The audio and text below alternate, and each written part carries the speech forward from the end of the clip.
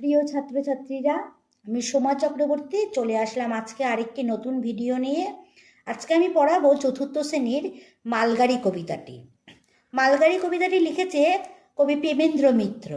আজকে তার কবি পরিচিতি আর মালগাড়ির তাৎপর্য বিশ্লেষণ করে তোমাদের আমি পড়াটা বুঝিয়ে দেবো। মালগাড়ি কবিতাটি লিখেছে কবি প্রেমেন্দ্র মিত্র।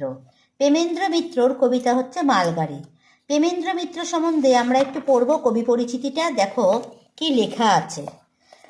প্রত্যেকটা গল্পই পড়ো, কবিতাই পড়ো, কবি পরিচিতিটা কিন্তু খুব সুন্দর করে তোমরা পড়বে, নাহলে কবিতা বা যে গল্পের লেখক কারোর সম্বন্ধেই জানা যাবে না। প্রেমেন্দ্র মিত্র 1903 খ্রিস্টাব্দে জন্মগ্রহণ করেছিল, 1988 খ্রিস্টাব্দ পর্যন্ত বেঁচে ছিল। বাংলা সাহিত্যে রবীন্দ্রনাথের পরে গদ্যে এবং পদ্যে নতুন রীতি যাদের হাত ধরে শুরু হয়েছিল, অর্থাৎ রবীন্দ্রনাথের মৃত্যুর পরে বাংলা সাহিত্যের গদ্যে আর পদ্যের রীতি যাদের হাত ধরে শুরু হয়েছিল, প্রেমেন্দ্র মিত্র ছিল তাদের মধ্যে অগ্রগণ্য, অর্থাৎ অন্যতম বা অগ্রগণ্য, মানে এগিয়ে থাকাকে বলে অগ্রগণ্য।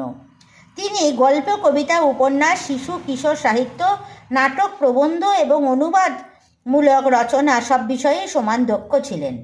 কালিকলম পত্রিকার সম্পাদক প্রেমেন্দ্র মিত্র কল্লোল পত্রিকার সাথে যুক্ত ছিলেন।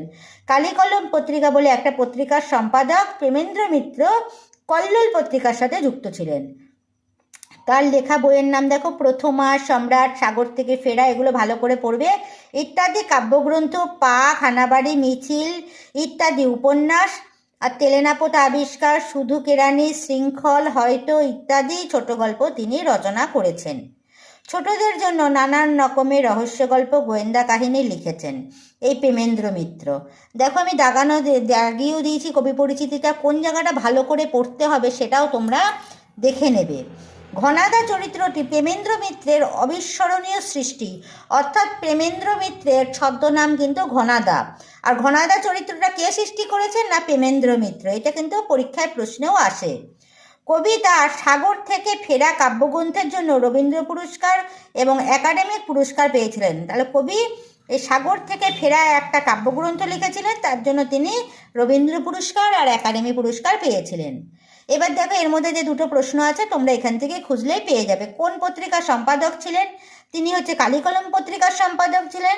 আর তার সৃষ্ট একটি বিখ্যাত চরিত্রের নাম হচ্ছে ঘনাদা। দেখো আমি দাগিয়ে দিয়েছি। এবার আমি আসবো কবিতার মূল পর্বে। কবিতাটা দেখো কি আছে, চাই না আমি তুফান কি মেল ট্রেন, অর্থাৎ কবি বলছে যে আমি তুফান বা মেল ট্রেন হতে চাই না। মালগাড়ি হইস একটি শুধু যদি, মালগাড়ি হই অর্থাৎ আমি শুধু যদি একটি মালগাড়ি হই, ঘটর ঘটর দিন রাত্রি চলি, অর্থাৎ মালগাড়ি দেখবে খুব আস্তে আস্তে স্টেশন দিয়ে পার হয়। নেইকো তারা যেন ভাটার নদী, তাদের মালগাড়ির কোনো তাড়া নেই, যেন ভাটার নদী যেমন আসতে থাকে তেমন মালগাড়িও খুব আস্তে আস্তে চলে।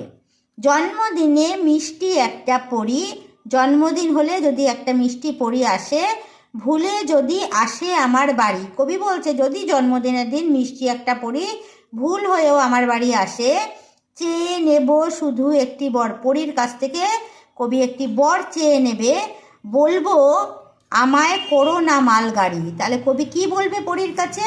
যে আমাকে তুমি মালগাড়ি করে দাও। প্যাসেঞ্জার কি মেল ট্রেন সব যত, অর্থাৎ প্যাসেঞ্জার বা মেল ট্রেন, প্যাসেঞ্জার ট্রেন আর মেল ট্রেন দু রকমের ট্রেন। প্যাসেঞ্জার ট্রেন হচ্ছে যারা লোকজন প্রতি স্টেশনে দাঁড়ায় বা নামে তাকে বলছে প্যাসেঞ্জার ট্রেন, আর মেল ট্রেন হচ্ছে যেটা কিছু কিছু স্টেশনে দাঁড়ায় তাকে, যেটাকে বলা হয় মেল ট্রেন। শুধু কাজের ধান্দা নিয়েই থাকে, বলতে প্যাসেঞ্জার ট্রেন বা মেল ট্রেন সব ট্রেনই কি শুধু কাজের ধান্দা নিয়ে থাকে। স্টেশন পেলেই যাত্রী ওঠায় নামায়, দুজনেই যাত্রী ওঠায় না। প্যাসেঞ্জার ট্রেন সব স্টেশনে দাঁড়ায়, মেল ট্রেন সব স্টেশনে দাঁড়ায় না।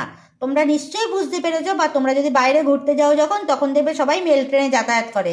আর প্যাসেঞ্জার ট্রেনকে বলছে লোকাল ট্রেন, যেটা সব স্টেশনে দাঁড়ায়। স্টেশন পেলেই যাত্রী ওঠায় নামায়, অর্থাৎ এই দু রকম ট্রেনে শুধু যাত্রী ওঠা নামা করায়। ভাবনা শুধু লেট হয়ে যায় পাছে, তাদের শুধু ভাবনা থাকে যে দেরি হয়ে যাচ্ছে।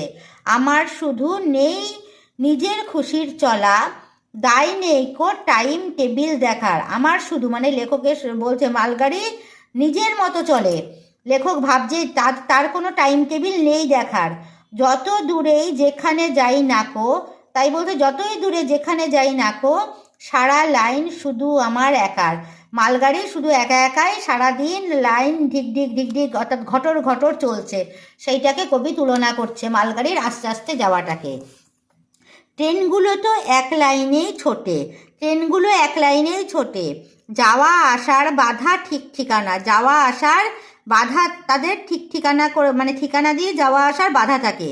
আমার জন্য সব রাস্তাই খোলা, মালগাড়ি যখন যেখান দিয়ে যায় তার সব রাস্তাই খোলা, তার কোনো লাইন ঠিক ঠিকানা থাকে না। থামতে যেতে কোথাও নেই মানা, তাকে কোথাও থামানো যায় না, তার নির্দিষ্ট কোনো থামতে থাকার জায়গা নেই। ওরা যখন হাঁসফাঁসিয়ে মরে, মানে ওই ট্রেন গাড়িগুলো যখন হাঁসফাঁসিয়ে মরে, যাচ্ছি যাব করেই আমার যাওয়া। মালগাড়ি খুব যাচ্ছি যাব, মানে আজ এখানে দাঁড়িয়ে আছে তো দাঁড়িয়েই আছে, যাচ্ছি যাব করে আস্তে আস্তে যাওয়া।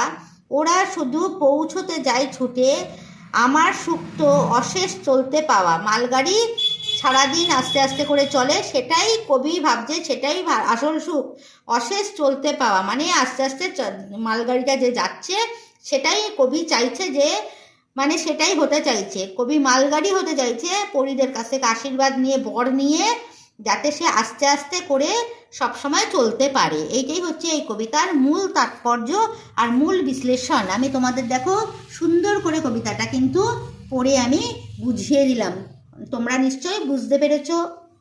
কবি পরিচিতিটা আমি বলে দিলাম। এরপরে যে এখানে দেখবে শব্দার্থ আছে, সেই শব্দার্থগুলো তোমরা কিন্তু খুব ভালো করে পড়বে। মেল ট্রেন মানে দ্রুতগামী ট্রেন, আমি তোমাদের বলেছি, যেটা সব স্টেশনে দাঁড়ায় না। লেট মানে দেরি, পাছে মানে নয়তো, টাইম টেবিল মানে সময় সারণী, ঠিক ঠিকানা মানে অনির্দিষ্ট, হাঁসফাঁসিয়ে অস্থির হয়ে, অশেষ শেষ নেই যার। বুঝতে পেরেছো? এই অর্থগুলো খুব ভালো করে পড়বে। আমি তোমাদের কবিতাটা কি সুন্দর করে পড়ে বুঝিয়ে দিলাম, তোমরা নিশ্চয়ই বুঝতে পেরেছো, তোমাদের নিশ্চয়ই খুব ভালো লেগেছে। এবার তোমাদের বুঝতে আর কোনো অসুবিধা নেই, তোমরা এবার বাড়িতে খুব সুন্দর করে পড়বে, বানানগুলো দেখবে, যাতে তোমাদের আর কোনো সমস্যা না থাকে, যাতে পরীক্ষার সময় আসলে তোমরা খুব ভালো করে পড়তে পারো। অর্থগুলো পড়বে, আমি নেক্সট ভিডিওতে অনুশীলনী নিয়ে তোমাদের আলোচনা করে দেবো, তোমরা দেখবে। তোমরা আশা করছি পুরো কবিতাটা ভালো করে বুঝতে পেরেছো। যদি কোনো সমস্যা থাকে কমেন্ট সেকশনে এসে আমাকে জানাবে।